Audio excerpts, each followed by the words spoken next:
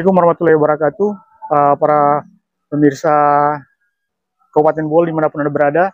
Saya saat ini berada di kantor Badan Penanggulangan Bencana Daerah Kabupaten Bol. Dan saat ini saya didamping oleh kepala badannya langsung untuk meminta klarifikasi terkait berita yang berkembang di media sosial 2 hari ini, di mana para netizen atau para pembaca di Kabupaten Bol dan Sulawesi Tengah pada umumnya mengatakan bahwa pihak BPBD Kabupaten Bol tidak proaktif terhadap pencarian korban hilang yang berada terletak di jembatan Kabupaten Bol, wilayah Bol, Kelurahan Bol. Dan untuk itu persoalan yang berkembang di media sosial meminta kepada kepala Badan Penanggulangan Bencana Daerah Kabupaten Bol untuk digantikan karena diduga tidak dan dinilai terkesan tidak proaktif terhadap pencarian korban, anak dan korban. Dan untuk itu saya akan berbincang langsung dengan Kepala Badan Bencana Daerah di ruang kerja. Untuk itu tetap ikuti kami sampai ke ruang kerja. Terima kasih. Ya, terima kasih. Assalamualaikum warahmatullahi wabarakatuh. Kami menjawab apa yang telah di pemberitaan yang ada di Mensos berkaitan dengan anak yang hilang di jembatan Buol. Yang pertama, kami di fungsi BPBD dalam aturan itu tidak ada soal penanganan bencana terkait dengan orang hilang. Ya, hanya saja ini merupakan bencana sosial, sehingga di mana BPBD itu merespon keberadaan yang anak hilang di muara Sungai Buol. Nah, terkait dengan itu, BPBD pada saat kejadian dan ada laporan daripada masyarakat dan ada kontak dari Ibu Lurah Buol, kami langsung merespon dan itu berkoordinasi langsung ke pihak Basarnas, sehingga Basarnas pada hari Rabu, tepatnya juga pada ulang tahun daerah, itu mereka sudah berada di Kabupaten Buol. Nah, kita di Kabupaten Buol tidak punya Basarnas, sehingga kita berkoordinasi dengan Basarnas di Kabupaten Toli-Toli dan mereka langsung merespon dan turun pada hari Rabu itu. Nah, kemudian menyangkut masalah di Mensos ini semestinya juga dikonfirmasi ke kami selaku kepala BPBD. Nah, namun hal ini ya juga dengan pada hari Rabu, tepatnya hari Rabu itu adalah hudda upacara, sehingga mungkin ini yang tidak terlaksana koordinasinya. Nah, namun demikian apa yang kami telah lakukan di lapangan, di tempat kejadian, itu langsung kami berkoordinasi juga dengan pihak CCM. Itu menyangkut soal kewirausahaan.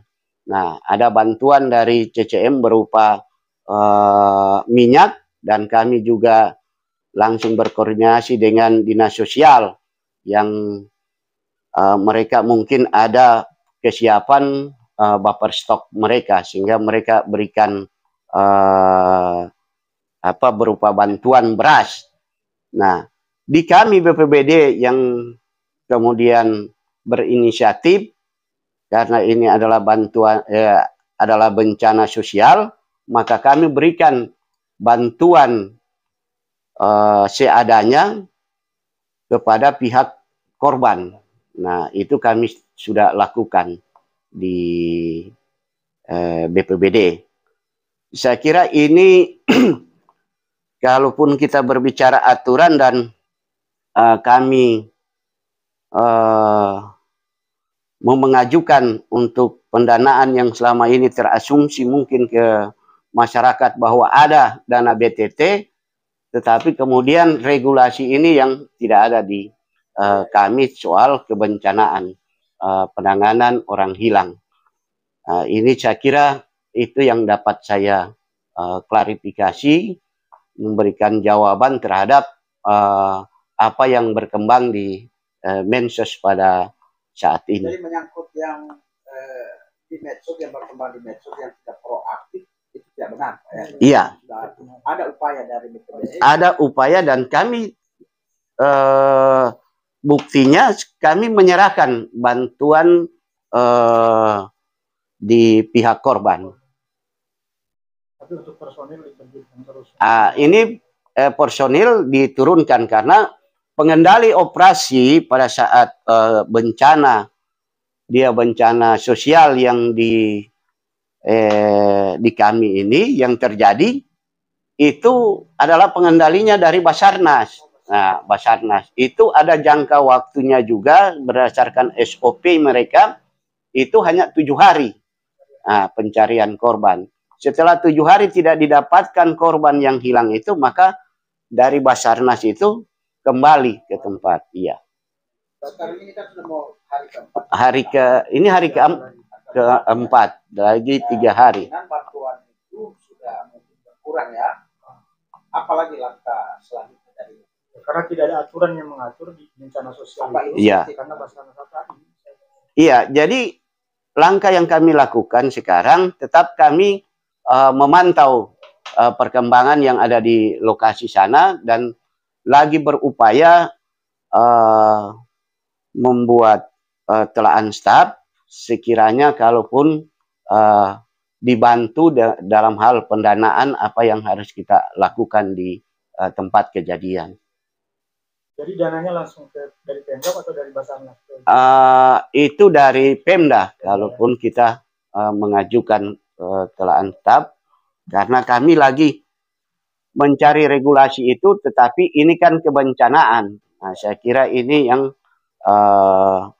mungkin perlu berkoordinasi yang cepat juga dalam hal ini. Nah, apalagi di kita ini sekarang di Kabupaten Buol, nah ini adalah masa transisi, di mana sekretaris daerah selaku ofisial di Badan Penanggulangan Bencana, ini beliau selaku PLH Bupati. Tapi kemudian sebagai PLH tentunya ada keterbatasan, tidak bisa memberikan kebijakan. Nah, karena akan berakhir masa PLH-nya beliau setelah adanya Bupati sebagai PJ di Kabupaten. Himbauan kepada masyarakat, saya kira ini perlu masyarakat pahami bersama bagaimana bencana, dan ini juga di pihak relawan harus memahami ini karena kita tidak punya SOP tentang penanganan bencana sosial orang hilang yang ada di laut. Nah, saya kira ini perlu, tapi ya saya perlu support bahwa kita antusias bagaimana semangat kita dan ini mencari korban dan hal ini kemanusiaan. Kita gelorakan soal bagaimana dalam penanganan kebencanaan orang hilang, ya tetap kita laksanakan sesuai apa yang bisa kita lakukan. Ya. Terima kasih, luar biasa. Ini baru jelas. Penonton Budiman dimanapun Anda berada, khususnya warga Kabupaten Buol dan warga pada umumnya Sulawesi Tengah, saat ini kami beserta juru kemara sudah berada di lokasi kejadian, tepatnya di jembatan Kelurahan Buol. Dan di sini diduga bahwa kejadian terjadi hanyutnya seorang bocah 5 tahun yang saat ini sedang bersekolah murid TK di Kelurahan Buol. Dan kami berada di sini bahwa mengecek langsung tim SAR, Basarnas Gabungan dan BPBD Buol serta Polres Buol dan Polsek Biau bekerja sama berkolaborasi untuk mencari korban yang hanyut yang saat ini memasuki hari ketiga. Dan saat ini terlihat terpantau bahwa para petugas BPBD dan Basarnas sedang berada di tempat. Para personel Polres Buol dan Polsek Biau serta para relawan yang saat ini sedang standby melakukan pencarian membantu tim Basarnas untuk memastikan bahwa korban hanyut akan ditemukan dalam waktu 7 hari. Dan hal ini merupakan SOP dari Basarnas. Pencarian korban hanyut itu hanya pada selama 7 hari dan kemudian akan dikembalikan. Nah, saat ini terlihat dan terpantau bahwa Polsek Biau dan Polres Buol serta BPBD Buol dan para relawan sedang standby di lokasi pencarian yang telah memasuki di hari ketiga pada hari Jumat kali ini. Dan kita lihat bahwa kejadian ini sudah viral atau sudah diketahui oleh masyarakat umum Kabupaten Buol dan masyarakat Sulawesi Tengah. Dan pada kejadian ini juga sangat diharapkan kerjasama dari semua pihak karena pada saat ini untuk SOP pencarian korban sosial yang saat ini tidak ada SOP atau aturannya kepada di bidang di Badan Penanggulangan Bencana Daerah, sehingga Kabupaten Buol dalam hal pencarian korban harus bekerja sama dengan tim Basarnas Kabupaten Toli-Toli yang sudah memiliki Basarnas. Untuk itu kita akan mewawancarai salah satu anggota kepolisian atau Badan Penanggulangan Bencana, karena di lokasi kejadian sudah ada Pak Sekretaris juga akan berbincang langsung terkait proses pencarian selama 3 hari. Ayo kita langsung ke lokasi. Iya, dan saat ini saya berada dengan anggota Polres Biau, Polres Buol dan Polsek Biau. Mungkin saya langsung mewawancarai salah satu dari sini, Pak Sek. Iya, Pak, dari Basarnas Toli-Toli dulu, kemudian ya. Mungkin Pak bisa diceritakan. Dengan Pak siapa? Pak Indra. Pak Indra, bisa diceritakan proses pencarian ini karena memang Kabupaten Toli-Toli Buol belum memiliki Basarnas, sehingga harus meminta bantuan dari Basarnas Toli-Toli karena berdasarkan dengan SOP pencarian korban hanyut atau bencana sosial tidak ada SOP-nya di Badan Penanggulangan Bencana Daerah.